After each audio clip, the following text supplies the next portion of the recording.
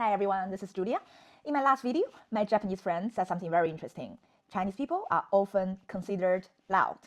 Ironically, something interesting happened yesterday. So I was having a drink with a Chinese friend in a bar in Berlin. So I'm living in Berlin now. An old man who sat 2 tables away from us, trying to talk to us with his body language. I was like, was he hitting on us? And then I ignored him and we kept talking. And never have I thought that we were loud, until 10 minutes later, he speak to us again, very angrily. He was pointing at the music, like yelling at us. At the moment, I realized, are we talking loud? And also I was shocked. Apparently he doesn't speak English. He was trying to speak in German and with his body language. I have never seen an angry man like this in my life. So I'm a very reflective person, and I also question, am I too loud? Are we too loud? I speak with this voice my whole life. I mean, I would never in my life consider that voice is loud.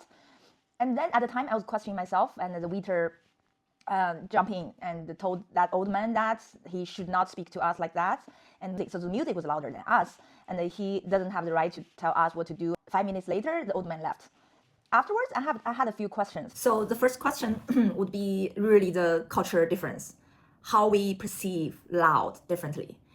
Apparently, Chinese people have a tolerance for loudness like this high. Probably German have a tolerance for loudness as this high. I mean, I live in Germany now. I really want to respect the culture. And I think in a way that I will always remember that the volume of my voice might affect other people, But also, ironically, when the German man speak to us, he was actually 5 to 10 times louder than us. Isn't that interesting? If you ask us to be quiet, but why are you this loud? And also that brought the second question, is directness considered to be blunt or rude?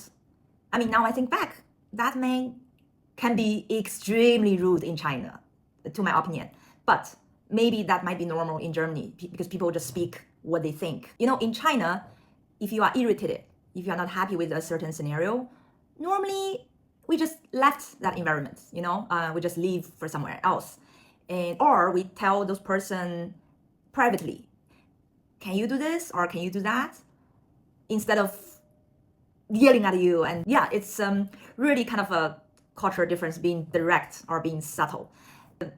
I've been in Germany for more than 6 months, and I have a question in my mind. Is directness considered to be emotionally flat? In Chinese culture, we want to speak what we think, but without causing social inharmony, and in a way that really require a little bit emotional intelligence to do so, speak what you want without hurting other people, or hurting the social harmony. I feel like directness without warmth can feel like a bit aggression.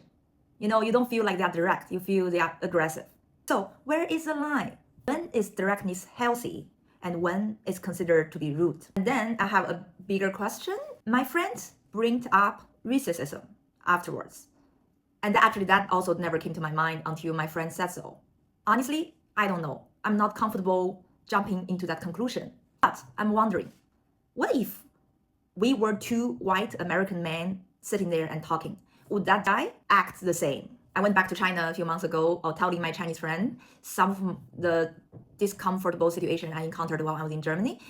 She also implied a little bit racism in there, and because I'm an Asian lady. I'm like, really? She said that when she was living in America, she has to be extra mean for not letting other people taking her down at some point. That statement really make me think for a while. Am I too loud?